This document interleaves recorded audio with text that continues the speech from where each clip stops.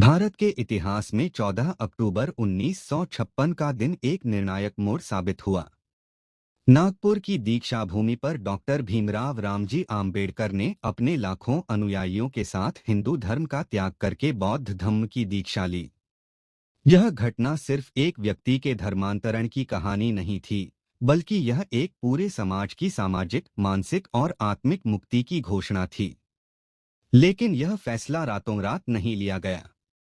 Doctor Ambedkar ने करीब 21 साल तक इस विषय पर गहरा मंथन किया, अलग अलग धर्मों का बारीकी से अध्ययन किया, उनकी तुलना की और आखिरकार बौद्ध धर्म को अपनाने का फैसला लिया। इस लेख में हम विस्तार से समझेंगे कि आम्बेडकर ने हिंदू धर्म को क्यों छोड़ा, इस्लाम और ईसाई धर्म जैसे विकल्पों पर विचार करने के बावजूद उन्हें क्यों नहीं अपनाया, और आखिर में बौद्ध धर्म में ही उन्हें अपने समाज की मुक्ति का रास्ता क्यों नजर आया। आम्बेडकर का जन्म महार जाति में हुआ था, जिसे उस दौर में अछूत माना जाता था। बचपन से ही उन्हें जाति भेद के बेहद क्रूर अनुभवों से गुजरना पड़ा। स्कूल में उन्हें बाकी बच्चों से अलग बैठाया जाता था, पानी को छूने तक नहीं दिया जाता था, शिक्षक भी उनकी तरफ ध्यान नहीं देते थे। एक वाकये में तो गांव के नाई ने उनके बाल काटने से इनकार कर दिया था, सिर्फ इसलिए क्योंकि उन्हें अछूत समझा जाता था। इन अनुभवों ने उनके मन पर गहरा असर डाला। उन्हें एहसास हुआ कि यह समस्या केवल किसी सामाजिक रिवाज या कुप्रथा की नहीं है, बल्कि यह सीधे हिंदू धर्मशास्त्रों से, खासकर मनुस्मृति जैसे ग्रंथों से जुड़ी हुई है। वर्ण व्यवस्था और जाति व्यवस्था को धार्मिक आधार दिया गया था, इसीलिए इसे बदलना बेहद मुश्किल था। बाद में विदेश में पढ़ाई के दौरान कोलंबिया विश्वविद्यालय और लंदन स्कूल ऑफ इकोनॉमिक्स में रहते हुए आम्बेडकर को समानता, स्वतंत्रता और लोकतंत्र जैसे मूल्यों का गहराई से अध्ययन करने का मौका मिला। भारत लौटने पर उन्हें फिर से उसी जातिभेद की सच्चाई का सामना करना पड़ा। इतने उच्च शिक्षित होने के बावजूद बड़ौदा रियासत में नौकरी करते समय उन्हें अपमानजनक व्यवहार झेलना पड़ा। इससे उन्हें साफ समझ आ गया कि शिक्षा या आर्थिक तरक्की जातिभेद की मार को रोक नहीं सकती, क्योंकि असली समस्या धार्मिक व्यवस्था में ही है। धर्मांतरण के बारे में सोचने से पहले आम्बेडकर ने हिंदू धर्म के भीतर रहकर ही सुधार लाने की कई कोशिशें की। उनका मकसद यह था कि अछूतों को हिंदू समाज के भीतर ही बराबरी का हक, मंदिर में प्रवेश, पानी के स्रोतों का इस्तेमाल और सम्मान मिले। महाड़ सत्याग्रह 1927 उदास स्माइली महाराष्ट्र के महाड़ में चवदार तालाब का पानी पीने का अधिकार पाने के लिए आम्बेडकर ने हजारों अछूतों के साथ सत्याग्रह किया। यह तालाब सार्वजनिक होने के बावजूद अछूतों को इसका पानी लेने की इजाजत नहीं थी। सत्याग्रह के बाद सवर्ण हिंदुओं ने यह कहकर कि तालाब अपवित्र हो गया है, उसे फिर से शुद्ध करवा लिया। इससे आम्बेडकर को समझ आया कि सिर्फ कानूनी या प्रतीकात्मक जीत से मानसिकता नहीं बदलती। मनुस्मृति दहन 1927 उदास स्माइली इसी सत्याग्रह के दौरान आम्बेडकर ने जाति व्यवस्था का समर्थन करने वाली मनुस्मृति की प्रति का सार्वजनिक रूप से दहन किया। यह बेहद प्रतीकात्मक और साहसिक कदम था। इससे उन्होंने साफ संदेश दिया कि जिन धर्म ग्रंथों ने अछूत प्रथा और असमानता को पवित्र ठहराया, उन्हें वे स्वीकार नहीं करेंगे। काला राम मंदिर सत्याग्रह 1930 से 1935 उदास स्माइली नासिक के काला राम मंदिर में अछूतों को प्रवेश दिलाने के लिए आम्बेडकर ने लंबा और तीखा आंदोलन चलाया। हजारों सत्याग्रहियों ने वर्षों तक संघर्ष किया, लेकिन सवर्ण हिंदुओं ने अछूतों को मंदिर में प्रवेश नहीं दिया। इस घटना ने आम्बेडकर के मन में हिंदू धर्म को लेकर जो उम्मीद बची थी, उसे पूरी तरह खत्म कर दिया। इन सारे अनुभवों से आम्बेडकर को यह साफ हो गया कि हिंदू धर्म में जाति व्यवस्था कोई सामाजिक बुराई मात्र नहीं है, बल्कि यह धर्म के मूल दर्शन का ही हिस्सा है। जब तक वर्ण व्यवस्था और कर्म पुनर्जन्म का सिद्धांत जातिवाद का समर्थन करते रहेंगे, तब तक अछूतों को सच्ची बराबरी मिलना नामुमकिन है। यह उनकी पक्की राय बन चुकी थी। काला राम मंदिर सत्याग्रह की नाकामी के कुछ ही महीनों बाद 13 अक्टूबर 1935 को नासिक के पास येवला में एक विशाल सभा में आम्बेडकर ने ऐतिहासिक ऐलान किया, दुर्भाग्य से मैं हिंदू पैदा हुआ, यह मेरे हाथ में नहीं था। लेकिन मैं हिंदू के तौर पर नहीं मरूंगा, यह मेरे हाथ में जरूर है। यह ऐलान महज एक भावुक बयान नहीं था, बल्कि यह एक लंबे विचार मंथन का नतीजा था। आम्बेडकर ने साफ किया कि हिंदू धर्म में रहकर बराबरी हासिल करने के सारे रास्ते बंद हो चुके हैं, इसलिए अब नए धर्म की तलाश जरूरी है। इस ऐलान के बाद अगले 21 साल तक उन्होंने अलग अलग धर्मों का गहरा अध्ययन और मंथन किया। धर्मांतरण का फैसला लेने के बाद भी आम्बेडकर ने जल्दबाजी में कोई धर्म नहीं अपनाया। उन्होंने सिख धर्म, इस्लाम और ईसाई धर्म का भी गंभीरता से अध्ययन किया। हर धर्म को लेकर उनकी अपनी खास वजहें थीं, जिनकी वजह से आखिरकार उन्होंने इन्हें नहीं अपनाया।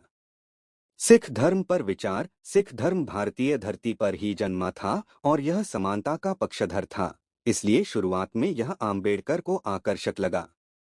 उन्होंने कुछ समय तक सिख धर्म अपनाने की दिशा में कदम भी बढ़ाए, यहाँ तक कि अपने बेटे को सिख धर्म की शिक्षा के लिए अमृतसर भी भेजा। लेकिन गहरे अध्ययन के बाद उन्हें समझ आया कि सिख समाज में भी व्यवहार में जातिभेद पूरी तरह खत्म नहीं हुआ है।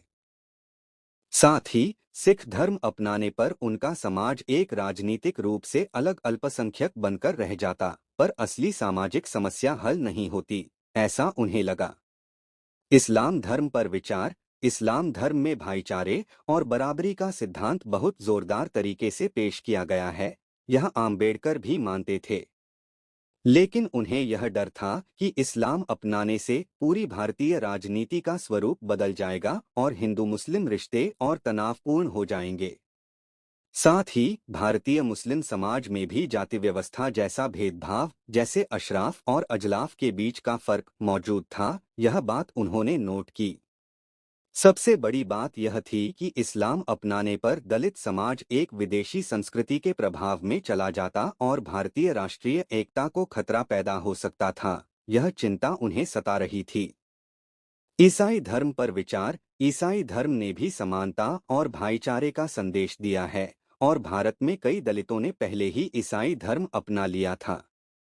लेकिन आम्बेडकर को लगा कि ईसाई धर्म पश्चिमी उपनिवेशवाद से जुड़ा हुआ है और इसे अपनाने पर समाज को विदेशी के तौर पर देखा जाएगा। इसके अलावा भारत के ईसाई समाज में भी जाति व्यवस्था के अवशेष बने रहने की बात उन्हें पता चली। उन्हें यह सवाल भी परेशान करता था कि क्या किसी विदेशी धर्म को अपनाने से उनके समाज की मूल सांस्कृतिक पहचान और राष्ट्रीय अस्मिता खतरे में पड़ जाएगी। इन तमाम अध्ययनों से आम्बेडकर के सामने एक साफ मापदंड तैयार हुआ, नया धर्म भारतीय धरती पर ही जन्मा हो। इन तमाम मापदंडों पर बौद्ध धम्म पूरी तरह खरा उतरता था। आम्बेडकर का बौद्ध धम्म की तरफ आकर्षण नया नहीं था, बचपन से ही उन्हें बुद्ध की शिक्षाओं के प्रति सम्मान था। उनके पिता रामजी सकपाल कबीर पंथ के अनुयायी थे और घर में समानता के विचारों का माहौल था। बौद्ध धम्म की कुछ खासियतें आम्बेडकर को खासतौर पर पसंद आईं। एक, भारतीय मूल। बौद्ध धम्म भारतीय धरती पर ही जन्मा धर्म है। इसे अपनाने से समाज पर विदेशी संस्कृति का ठप्पा नहीं लगता, बल्कि भारत की अपनी गौरवशाली सांस्कृतिक विरासत से नाता जुड़ता। दो, जाति व्यवस्था का पूरी तरह इनकार। बुद्ध ने वर्ण व्यवस्था और जन्म के आधार पर ऊंच नीच को साफ तौर पर नकारा था। जन्म से कोई ऊंचा या नीचा नहीं होता, बल्कि कर्म से होता है। बुद्ध की यह शिक्षा जाति व्यवस्था की जड़ पर ही चोट करती थी। तीन, तर्कवाद और विज्ञान सम्मत सोच। बुद्ध ने अंधविश्वास को कोई जगह नहीं दी। उन्होंने खुद अनुभव से सत्य खोजने का रास्ता बताया, किसी भी बात पर आंख मूंद कर विश्वास करने से इनकार किया। यह आम्बेडकर की तर्कवादी और विज्ञान सम्मत सोच से पूरी तरह मेल खाता था। चार, सामाजिक नैतिकता। बौद्ध धम्म सिर्फ आत्मिक मुक्ति तक सीमित नहीं है, बल्कि यह सामाजिक नैतिकता, करुणा, मैत्री और समानता पर आधारित है। आम्बेडकर को धर्म समाज सुधार का एक साधन चाहिए था और बौद्ध धम्म इसी कसौटी पर खरा उतरता था। पांच, ईश्वर केंद्रित नहीं, बल्कि मानव केंद्रित। बौद्ध धम्म में ईश्वर की इच्छा या कर्मकांड पर जोर देने के बजाय इंसानी प्रयास, सदाचार और नैतिक जीवन पर जोर दिया जाता है। इससे इंसान खुद अपनी तरक्की के लिए जिम्मेदार बनता है, किसी बिचौलिए पुरोहित वर्ग की जरूरत नहीं पड़ती। आम्बेडकर की नज़र में हिंदू धर्म और बौद्ध धर्म के बीच बुनियादी फर्क कुछ इस तरह थे। वर्ण व्यवस्था बनाम समानता। हिंदू धर्मशास्त्रों ने वर्ण व्यवस्था को दैवी आधार दिया, जिससे जन्म पर आधारित ऊंच नीच बनी रही। इसके उलट बुद्ध ने सभी इंसानों को बराबर बताते हुए जाति व्यवस्था को पूरी तरह नकारा। कर्म पुनर्जन्म सिद्धांत का इस्तेमाल। हिंदू परंपरा में कर्म और पुनर्जन्म के सिद्धांत का अक्सर इस तरह इस्तेमाल किया गया कि मौजूदा सामाजिक हालत को पिछले जन्म के पापों का फल बताया गया, जिससे अछूत प्रथा या गरीबी को किस्मत की बात करार दे दिया गया। बौद्ध धर्म में भी कर्म की अवधारणा है, लेकिन उसका इस्तेमाल सामाजिक असमानता को सही ठहराने के लिए नहीं होता, बल्कि व्यक्ति के नैतिक आचरण पर जोर दिया जाता है। पुरोहितशाही बनाम व्यक्तिगत जिम्मेदारी। हिंदू धर्म में कर्मकांड और पुरोहित वर्ग का अहम स्थान है, जिससे आम इंसान को धर्माचरण के लिए बिचौलियों पर निर्भर रहना पड़ता है। बौद्ध धर्म में हर व्यक्ति खुद अपने प्रयास से मुक्ति का रास्ता खोज सकता है, इसके लिए किसी पुरोहित की जरूरत नहीं। ग्रंथ प्रामाण्य बनाम तर्क और अनुभव। हिंदू परंपरा में वेद और अन्य धर्म ग्रंथों को अंतिम प्रमाण माना जाता है। बुद्ध ने हालांकि किसी भी बात पर आंख मूंद कर विश्वास करने के बजाय खुद अनुभव करके तर्क से जांच परख कर सत्य को स्वीकार करने की सलाह दी। स्त्रियों का दर्जा। हिंदू परंपरा में महिलाओं को कई मामलों में दोयम दर्जा दिया गया। बौद्ध धर्म में बुद्ध ने भिक्खुनी संघ की स्थापना करके महिलाओं को भी आत्मिक मार्ग में बराबर मौका दिया। आम्बेडकर ने अपनी किताब बुद्ध और उनका धम्म में इन तमाम मुद्दों की विस्तार से चर्चा की है। उनकी नज़र में बौद्ध धम्म सिर्फ एक धर्म नहीं, बल्कि एक सामाजिक क्रांति का दर्शन है, जो स्वतंत्रता, समानता और भाईचारे जैसे मूल्यों पर टिका है। यही मूल्य उन्होंने भारतीय संविधान में भी शामिल किए। आखिरकार 14 अक्टूबर 1956 को नागपुर में आम्बेडकर ने बौद्ध भिक्खु महास्थवीर चंद्रमणि से बौद्ध धम्म की दीक्षा ली। इस मौके पर उन्होंने पारंपरिक त्रिशरण और पंचशील ग्रहण किया, साथ ही खुद बनाई गई 22 प्रतिज्ञाएं अपने अनुयायियों को दिलाईं। इन प्रतिज्ञाओं में हिंदू देवी देवताओं की पूजा न करना, जाति व्यवस्था को न मानना, बुद्ध के अष्टांगिक मार्ग का पालन करना जैसी बातें शामिल थीं। इसी एक दिन में करीब 5 से 6 लाख लोगों ने बौद्ध धम्म की दीक्षा ली, जिसे दुनिया का सबसे बड़ा सामूहिक धर्मांतरण समारोह माना जाता है। अगले कुछ महीनों में लाखों अनुयायियों ने यह रास्ता अपनाया। इस घटना ने भारत में बौद्ध धम्म का पुनरुत्थान किया, जो सम्राट अशोक के दौर के बाद लगभग खत्म हो चुका था। अपनी जिंदगी के आखिरी दौर में आम्बेडकर ने बुद्ध और उनका धम्म द बुद्धा एंड हिज धम्मा नाम की किताब लिखी, जो उनके निधन के बाद 1957 में प्रकाशित हुई। इस किताब में उन्होंने बुद्ध के जीवन और शिक्षाओं की आधुनिक, तर्कसंगत और सामाजिक न्याय के नजरिए से नई व्याख्या की।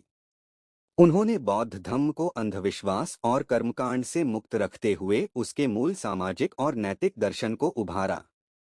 यह किताब आज भी नव्यान बौद्ध धर्म का बुनियादी ग्रंथ मानी जाती है। आम्बेडकर के इस फैसले का असर सिर्फ उनके निजी अनुयायियों तक सीमित नहीं रहा। इसने भारत में सामाजिक न्याय के आंदोलन को एक नई दिशा दी। महाराष्ट्र और उसके बाद देश के कई हिस्सों में लाखों दलितों ने बौद्ध धम्म अपनाया, जिससे एक नई सामाजिक सांस्कृतिक पहचान बनी।